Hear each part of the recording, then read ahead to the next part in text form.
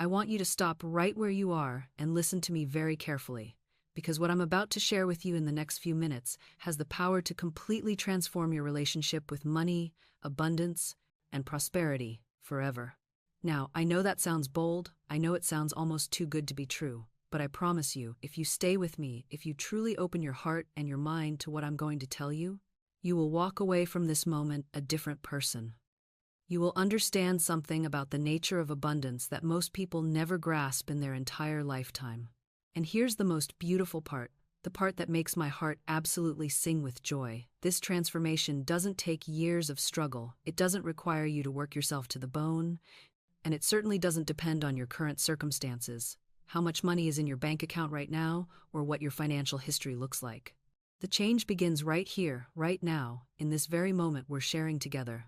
You see, I've spent years studying the invisible laws that govern our universe, the spiritual principles that determine whether we live in lack or abundance, in struggle or ease, in poverty or prosperity. And what I've discovered, what I've proven time and time again in my own life and in the lives of countless others, is that money, true lasting wealth, doesn't come from where you think it does. It doesn't come from working harder or longer hours. It doesn't come from manipulating others or scheming and plotting. It doesn't even come primarily from your education or your connections, though these things certainly have their place. No, my dear friend, money comes from something far more powerful, far more reliable, and far more available to you right now than any of those external things. Money flows from your consciousness. It flows from your thinking. It flows from the words you speak and the images you hold in your mind. And most importantly, it flows in direct response to spiritual law, laws that are just as real and just as reliable as the law of gravity. Now, I can almost hear some of you thinking, but Florence, I've tried positive thinking before and it didn't work. Or, I've said affirmations and nothing changed. Or, I've visualized and prayed and still my bank account is empty. And I want you to know, I understand that frustration completely. I've felt it myself in the darker moments of my own journey. But here's what I've learned. And here's what I need you to really hear. Those approaches failed not because the law doesn't work, but because they were applied without true understanding. They were applied with doubt underneath. They were applied with fear lurking in the shadows.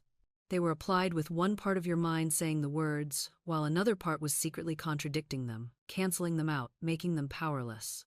You see, the universe doesn't respond to what you say with your lips alone.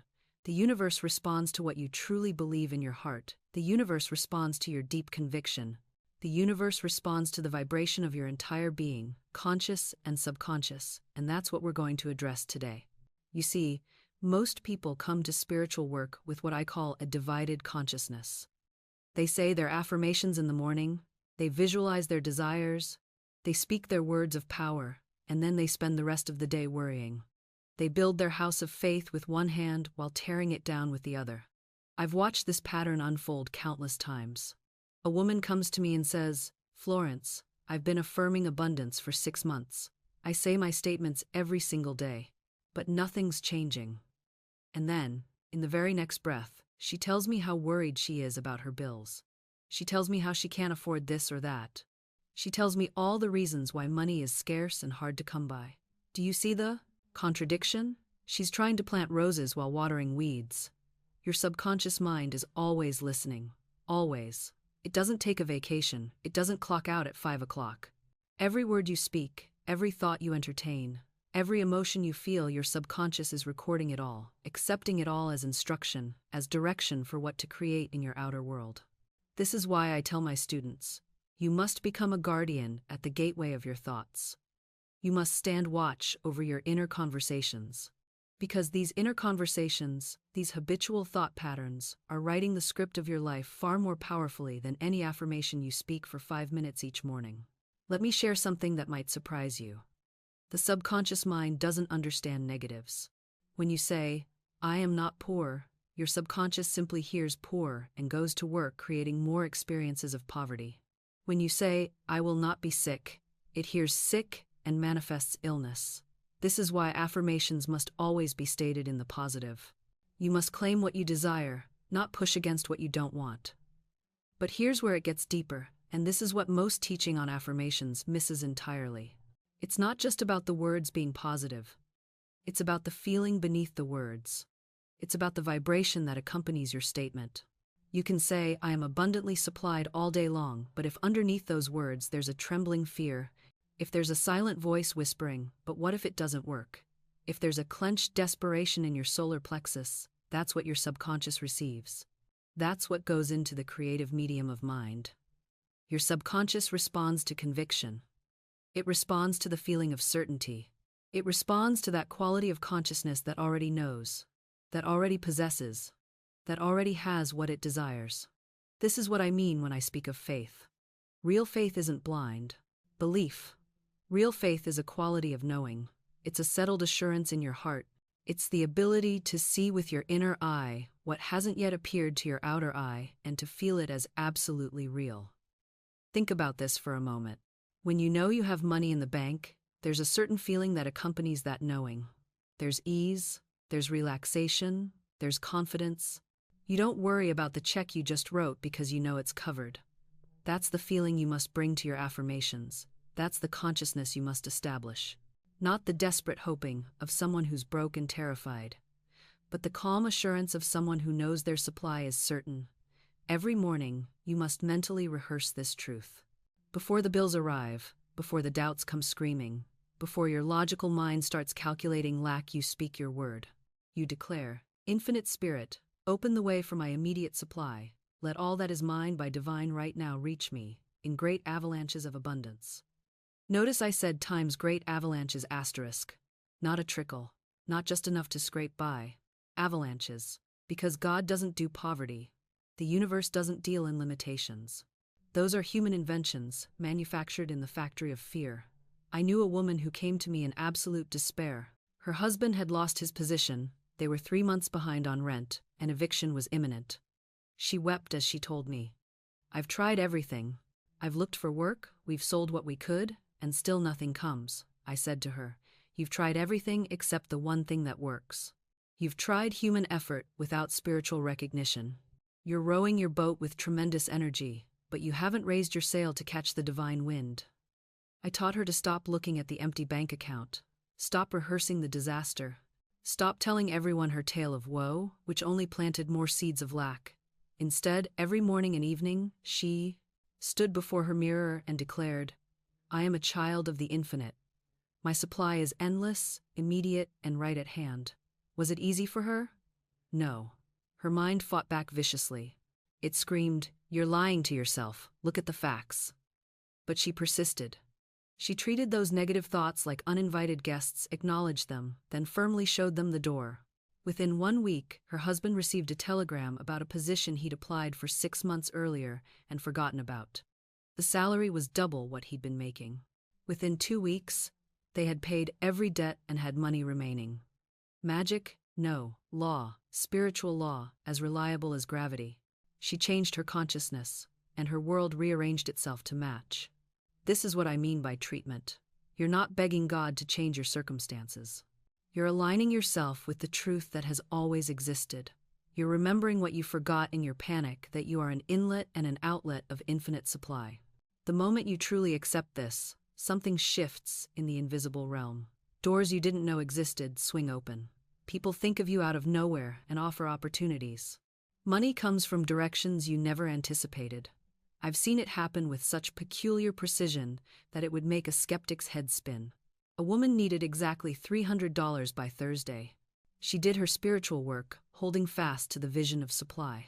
On Wednesday, she received a check for $300 from a company refund she'd completely forgotten about from 2 years prior.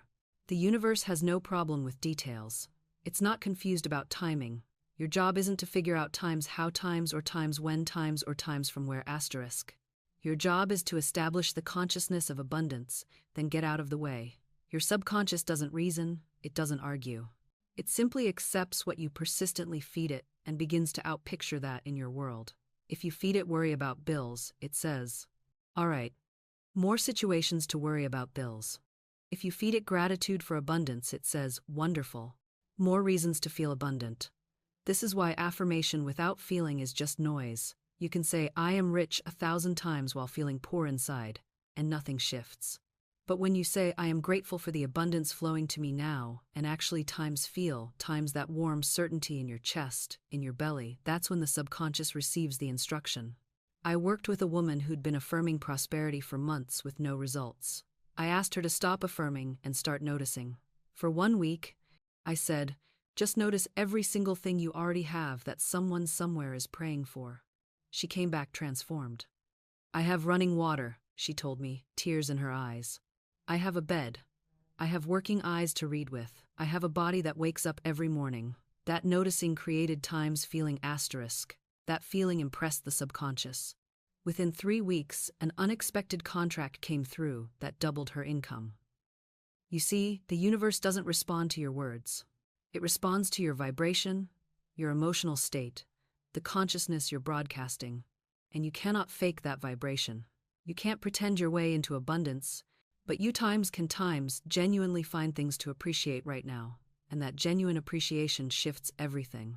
Now, let's talk about what I call the supply chain of the universe.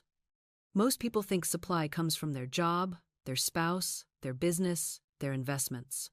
And so they live in constant fear that those channels might close. They clutch, they control, they manipulate. But here's the truth that sets you free.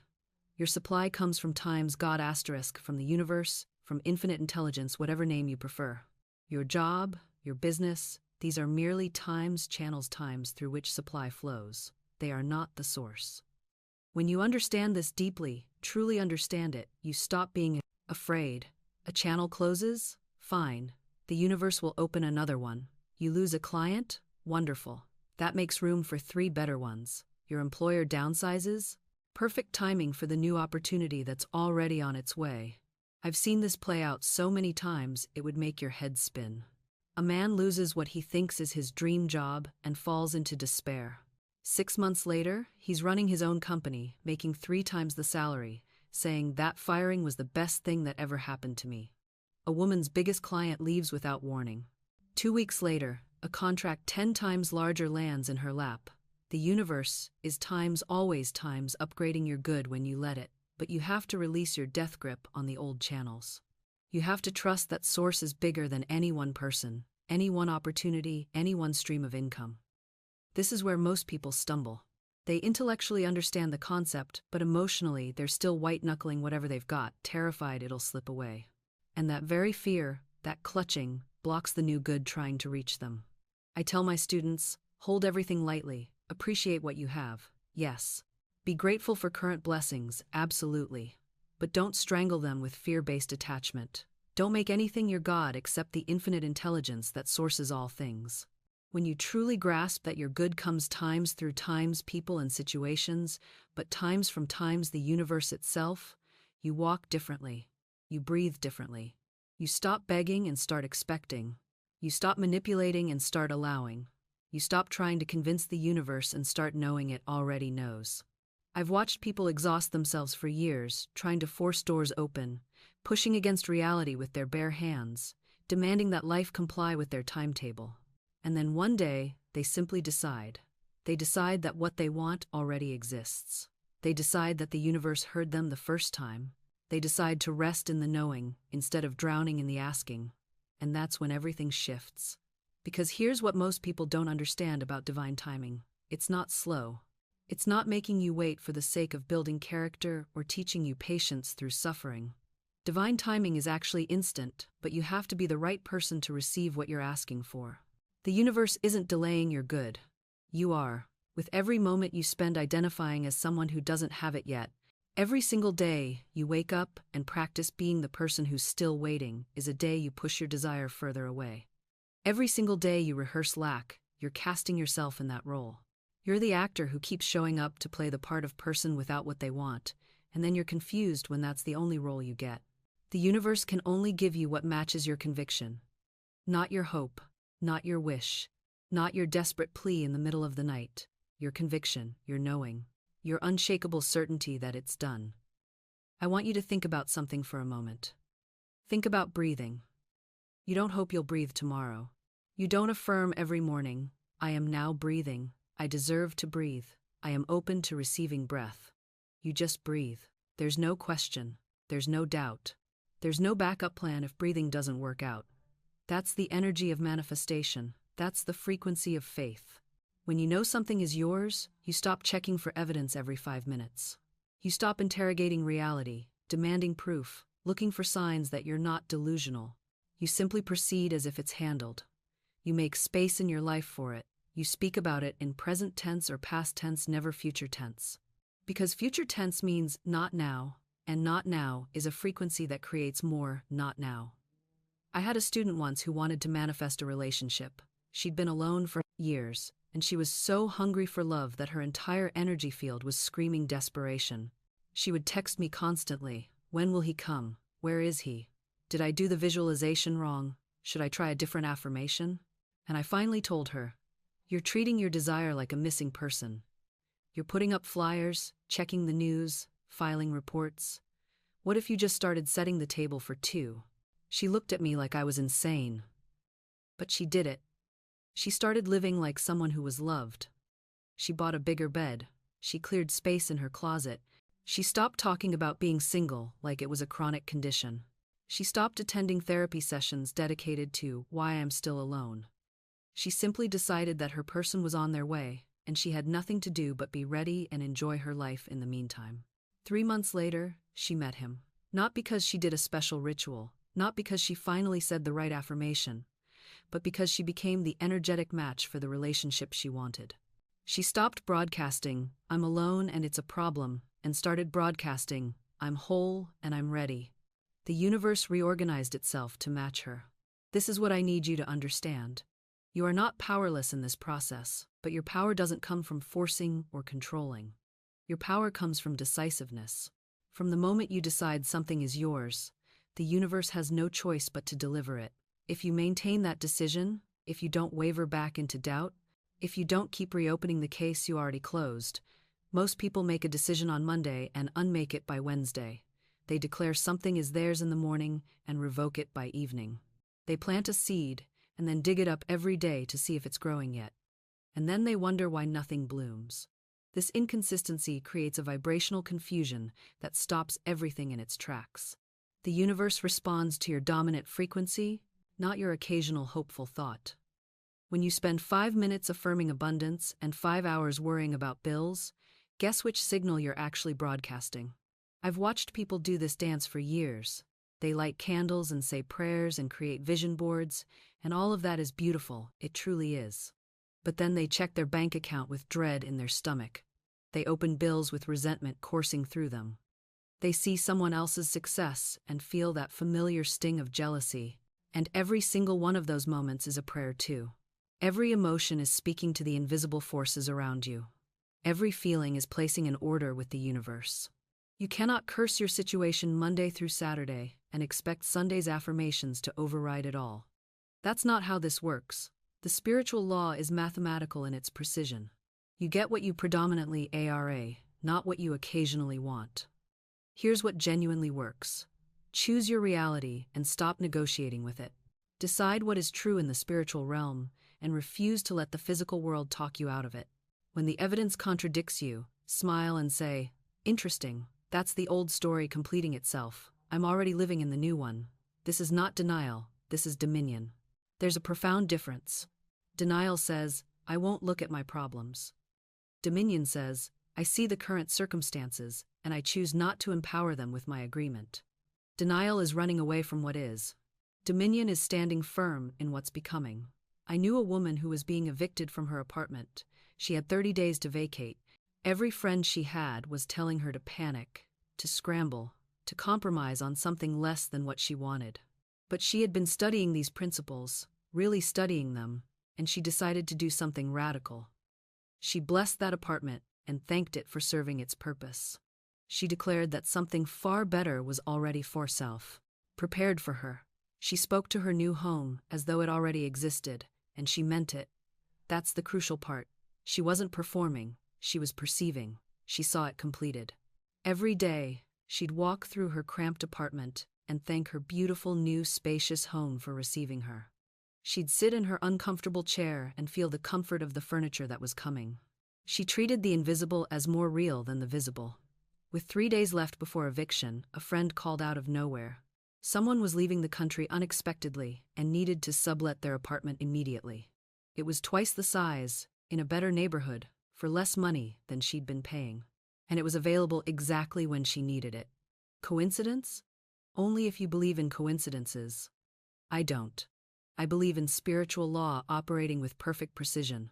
This is what's available to all of us when we stop being spiritual tourists and become spiritual residents. When we stop visiting faith on Sundays and start living from it on Tuesdays. When we treat the invisible realm with more respect than the visible one. Your thoughts are not just things happening in your head. They're seeds planted in fertile soil. Your words are not just sounds evaporating into air. They're commands issued to creative forces that must obey. Your feelings are not just internal weather patterns. They're magnetic frequencies attracting corresponding circumstances. This means you have far more power than you've been taught. It also means you have far more responsibility. You cannot keep thinking poverty and speaking lack and feeling resentment while expecting abundance to somehow find you anyway. That's not faith, that's magical thinking, and there's a difference. Faith is knowing that the bridge is there, even when you can't see it yet. It's walking toward your good with certainty, while simultaneously putting one foot in front of the other in the physical world. I remember a woman who came to me wanting to heal her relationship with her sister. They hadn't spoken in 5 years. She wanted to do the spiritual work, to forgive, to release. And she did. She prayed, she affirmed, she visualized reconciliation. But she never picked up the phone. She never wrote the letter. She never took a single action in the direction of what she was claiming to want. And nothing changed. Because the universe responds to movement. It responds to commitment demonstrated through action, not just through thought. So I asked her, if you truly believed reconciliation was possible, what would you do? And she said, without hesitation, I'd reach out. So I said, then that's your next step. The spiritual work prepares the soil, but you still have to plant the seed. Within a week, she had written the letter. Within a month, they were talking. Within 6 months, the relationship was healed.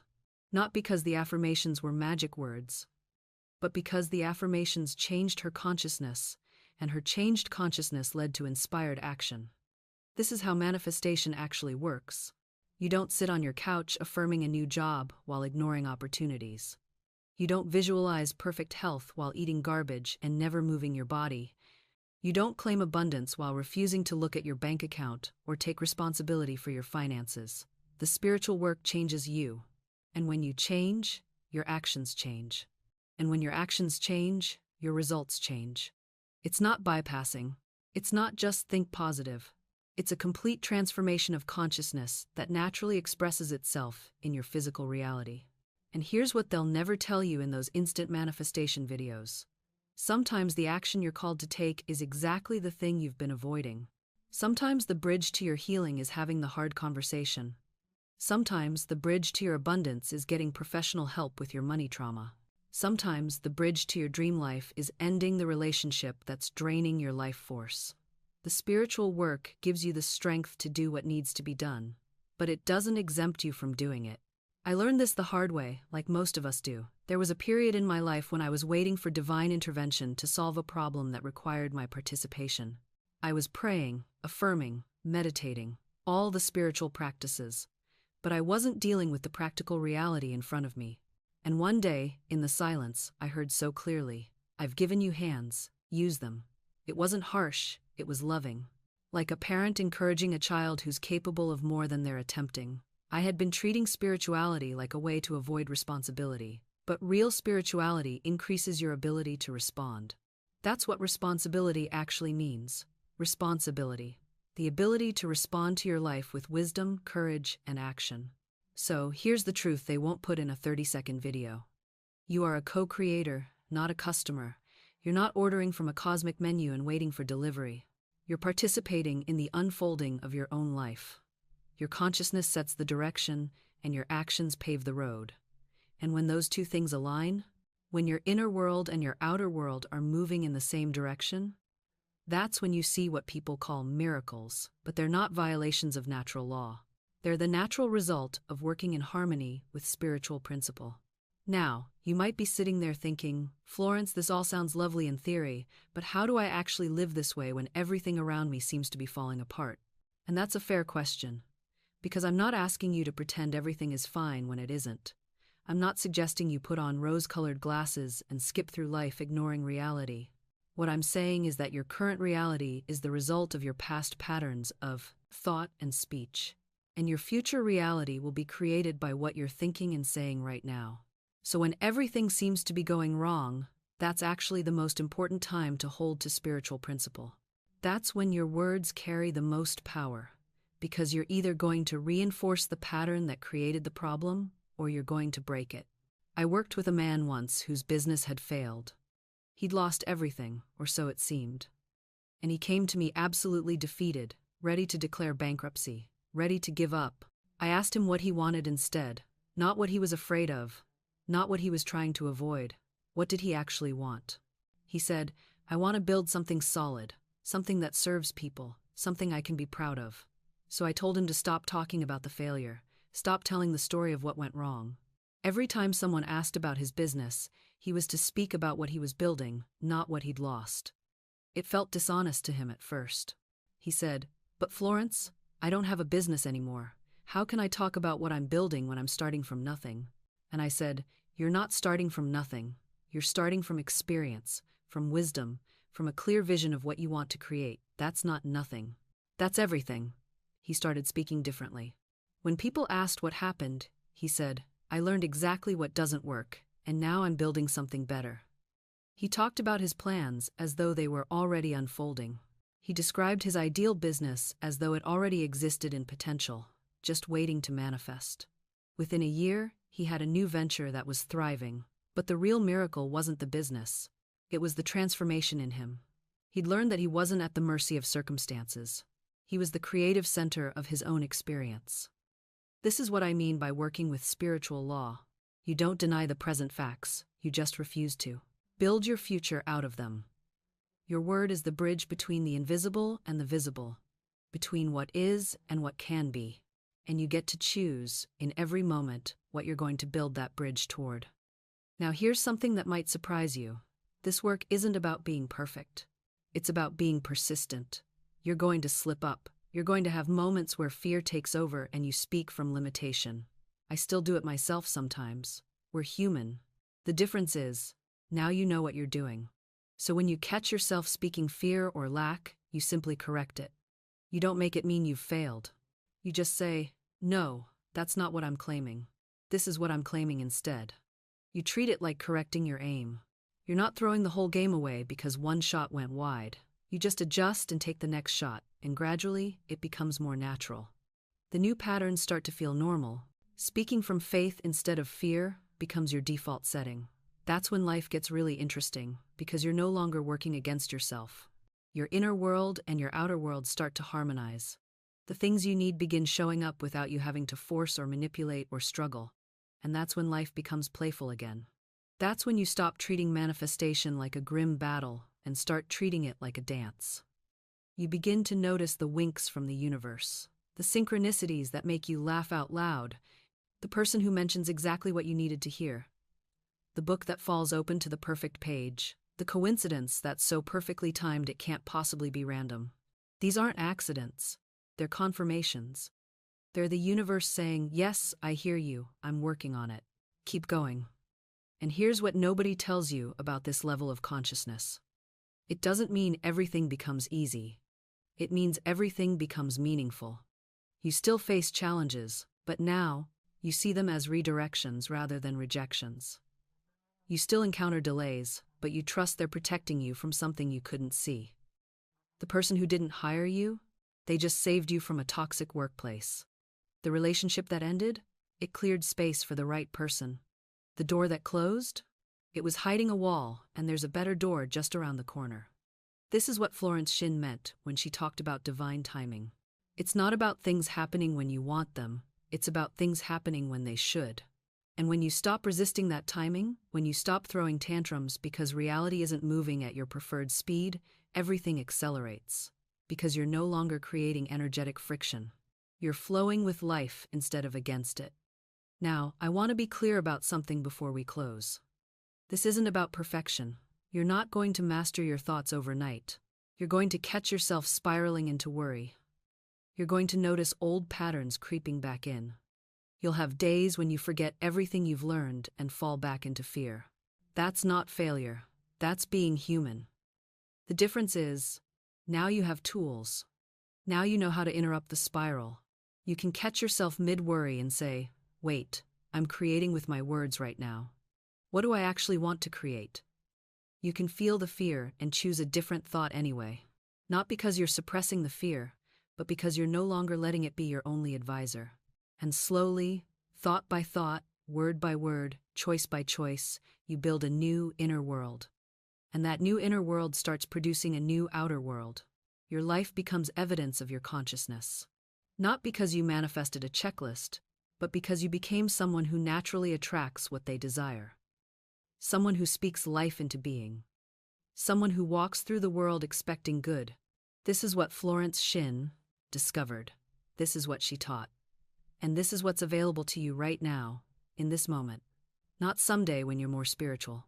Not after you read 50 more books or attend 10 more workshops. Right now.